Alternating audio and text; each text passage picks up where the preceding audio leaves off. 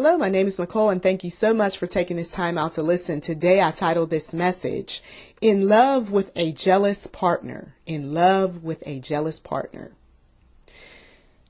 This particular partner is someone who is often concerned about what is going on with his or her girlfriend, boyfriend, husband, wife. This is the kind of person who doesn't like any competition when it comes to attention. He or she also doesn't like a partner doing better than him or her. This is the kind of partner that doesn't want too much hugging or kissing going on with a family member or friend. He or she is watching, monitoring, and not too happy about the relationship because of past offenses. A lot of these jealous folks didn't just become jealous overnight.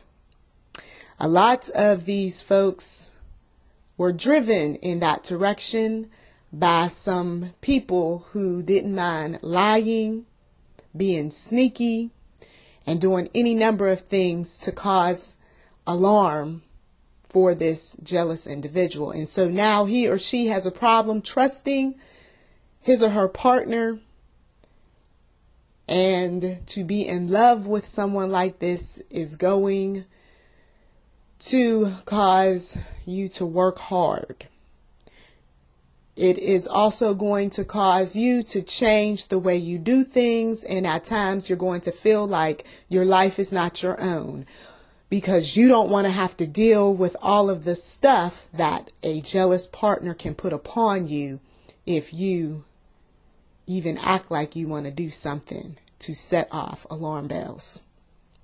Oh, I'm talking to someone today, because being in love with a jealous partner is confining, and you're not able to grow spiritually as fast as you would like, because as you are getting to know some people and getting out there in the midst of different audiences and groups, and you are picking up some new contacts, and you are also doing, of course, the things of the Lord. A jealous partner, a backsliding partner, a partner who is an unbeliever, a partner who has a lot of issue with you is not going to like God moving on you like he is.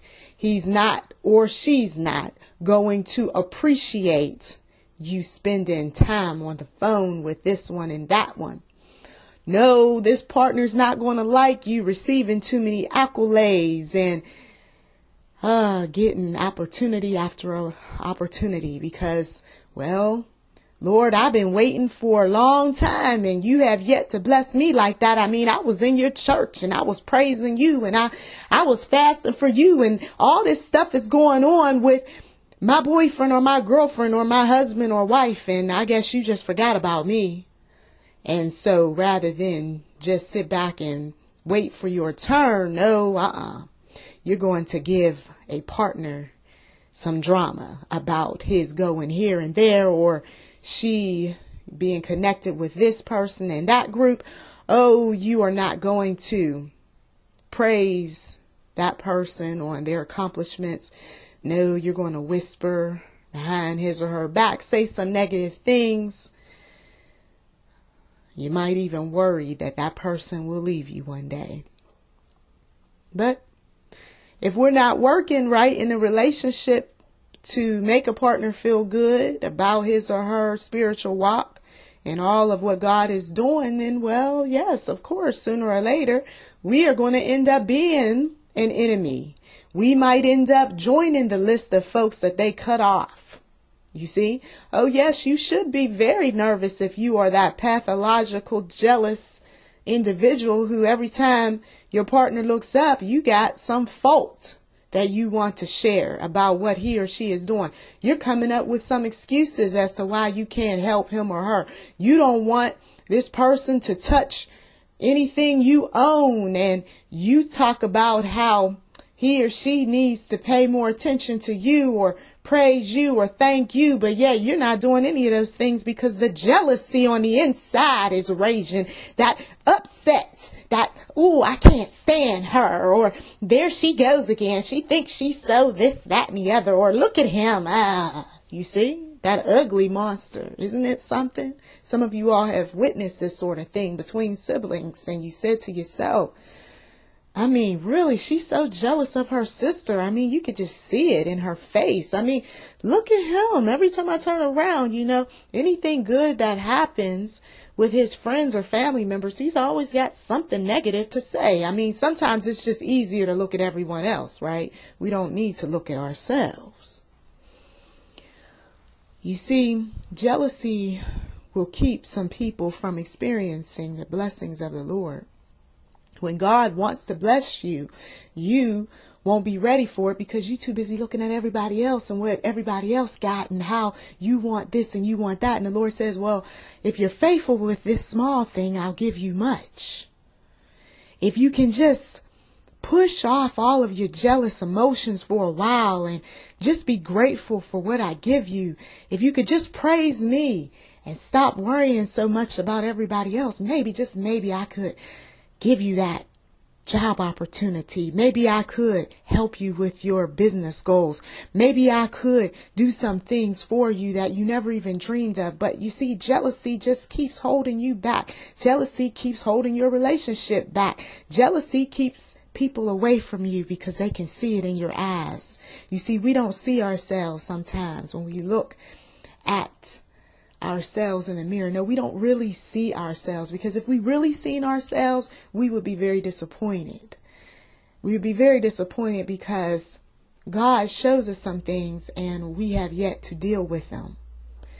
Mama told you a long time ago, some of you ought to watch your face, watch your expressions, watch how you react to people, because you see, when you're not smiling and when you are looking folks up and down or looking out the side of your eye or eye rolling, you are presenting yourself as if you are jealous, even when you're not. And you may have even been falsely accused of being jealous when you said, I wasn't even thinking about this person. I mean, I didn't even know what they had, but yet I'm being accused of it because, see, you didn't pay attention to the expression that was on your face. You see, some people get accused of being jealous when they're really not. And some of you all may be guilty of accusing people of being haters when they could care less about what you're doing, what you're saying, and what you're posting here, there, and everywhere. You know, people are very busy most often, and they really are not sitting back thinking about how everybody else got everything but them. Of course, there are those who are like this, and that's why we're talking about jealousy today. Jealous partners, jealous folks that are just not happy for you. You see, no, we're not always the ones at fault. There are those individuals who, unfortunately, are not very good at suppressing their negativity. They're not very happy people. They grew up around a lot of jealous folks. And so when this sort of thing happens, it makes us quite angry. And it makes us want to just go off on a person. Why can't you be happy for me? Why you always have to find some fault with me? Why are you a hater? Why do you have to be this way? Why can't I be able to talk to the opposite sex without you assuming that I'm trying to be with them in an intimate way? Why can't I just go here with this organization and listen to what they're saying to me without you assuming that I'm going to come back home and, brag about what this one and that one said? Why? Why do you act like this? Why can't I just be free? Your jealousy has kept me from pursuing goals. Your jealousy has caused me to have to make sacrifices that I really didn't want to have to make. Your jealousy has caused me to have to tiptoe around you. I really wanted to tell you some things, but I knew how jealous you are, so that's why I didn't share anything. You see? So these organizations, though, and some of these individuals need to be very mindful. Counselors, professionals, business owners, people who are recruiting people, you need to be very mindful of these jealous partners. Because you see, people may really want to join your organization, and they may really want to be a part of your congregation, and they may even want to volunteer and so forth, but they just can't, because they know that if they start something, it's going to create World War III in the home. And when you put pressure on folks who are in relationships like this, you actually cause them not to like you very much. And they may have wanted to help you out, but then change their mind because they see that you're pushy, and then they're dealing with a jealous partner, and they got all this other stuff going on with them. You know what? It's just too much. So I'd rather just be off on my own. No, thank you. I'm not interested in your business opportunity. No, I would like to work for you, but I know how jealous my partner is, and there is just a little bit too many males for his taste in your organization. You know what? I really would like to do some business with you all, but I just don't want to have to deal with the eye rolls, the deep sighs, and the passive aggressive stuff that goes on in my household as a result of connecting with you, because I know there will be times where we're going to have to work late, you see. And then, of course, once again, a lot of this stuff shows up because partners have been unfaithful, and partners have not been truthful about where they have gone. They haven't been open about who they're connected to, who they spent money on. They have not told their wives or their husbands about some things that they got mixed up in. And so, there is going to be this jealousy in relationships. I have seen first ladies in churches have jealous looks on their faces if women got too close to their husbands, or their husbands responded a little too friendly to those women. Why would they feel that way? Because of years of having to deal with him slipping up. Years of having to deal with some of these women being quite disrespectful. Years of watching some of these women dress in certain ways to entice their husbands. So yes, they are going to be guarded, and at times they will be tempted, just like any one of us, to be jealous. Now, we don't hold people to their weaknesses. Instead, we pray for them. But we also are guarded about how we deal with them.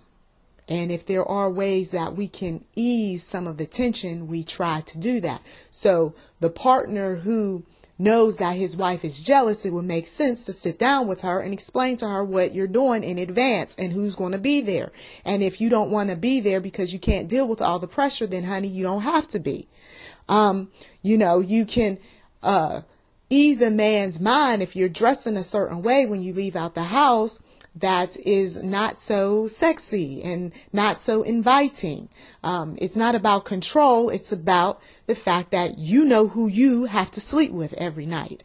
You know how your household ends up turning upside down if you spend a little too long or show away from him, or show a little too much leg, or talk a little too much about the minister and some other folks, that happen to be male.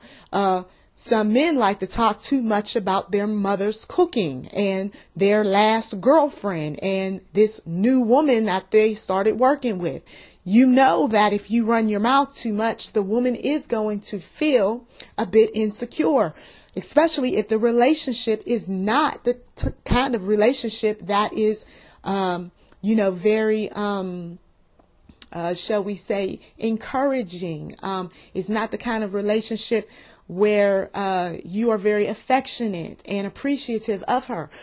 So if you're doing the types of things that arouse these emotions within her, then you are going to have to live with that. So people have to tailor their relationships in such a way that makes people feel comfortable, makes their partners feel like they are being loved and appreciated. Some men don't bother to do this sort of thing. Some women don't bother to do these things. And so this is why you have, the rage that shows up. Let's talk about that. Okay, so we see the evidence of the jealousy that's in someone's eyes. Now the rage is showing up and they start flipping out over things that we think are just meaningless. Why are you going off right now? Why are you yelling? Why are you crying? Why are you throwing things? Well, it's just what you said. No, I think it's a little bit more than just what I said. I think that you got some issues going on. What, you have a problem with me visiting too long with my relatives or with my, friends? Maybe you have too many female friends. And maybe that's why your relationships tend not to last. Because some men just think that they can be friends with their ex-lovers and everybody's going to be okay after a while with that. And a lot of women are not. They're not. I put my hand up on that. I am not happy about anything like that because I know that there's always that temptation. A man will give the enemy an opportunity to come on in and do any number of things to him. So, when you get yourself mixed up in some stuff and then you want the woman to be understanding about it, because the way I see it is that the preventative maintenance should have taken place from the start. And in this way, there would be no question about where you were, who you were with, and why you still are connected with this ex-lover and that one. You see, because I already cut those folks off long before I got involved with you. There are some men that expect women to do that sort of thing with their male friends, but they don't relinquish their buddies from the past. Okay. Some folks, it's hard for them not to undress that ex-person, not to think about those fond memories, not to think about what they could have had with that person. And so then they take all of that stuff that they have yet to purge themselves from and they put it upon a partner. And a partner can sense this sort of thing. She can sense when that man's mind is elsewhere.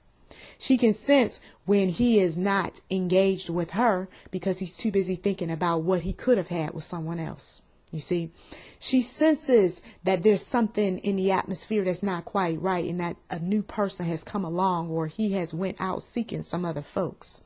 She senses when things aren't quite right with him and that other person too. And so suddenly he's a lot nicer to her.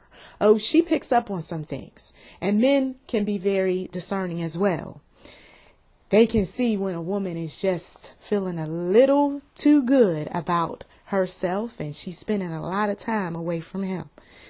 They can sense when the woman is more interested in going other places and seeing other people than wanting to sit down and talk with him. Oh, they know these things. But, we can know a lot. But if you're not willing to work on your relationship, then it's just going to be more problems on top of problems. Jealousy, can it be cured? Well, jealousy is something that one has to deal with within. I mean, we can set up all sorts of things around that person to show them that we love and care and appreciate them.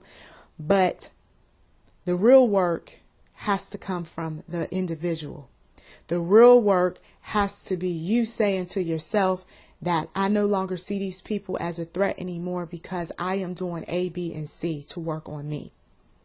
I am going to stop focusing so much on what everybody else is doing and start spending more time focusing on me. I am not going to follow this man, follow this woman and do all of these other things, trying to make him or her love me, like me, appreciate me.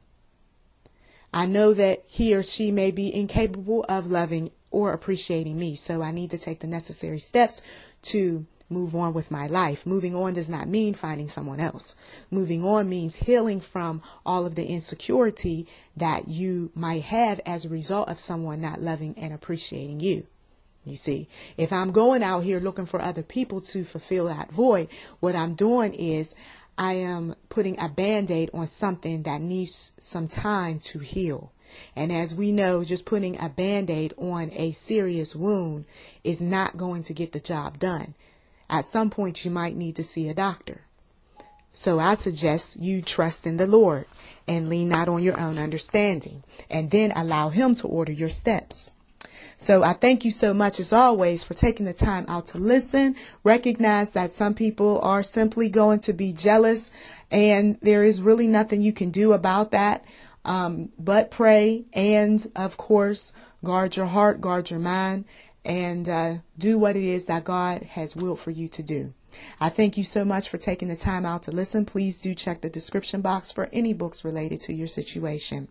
And may God richly bless you.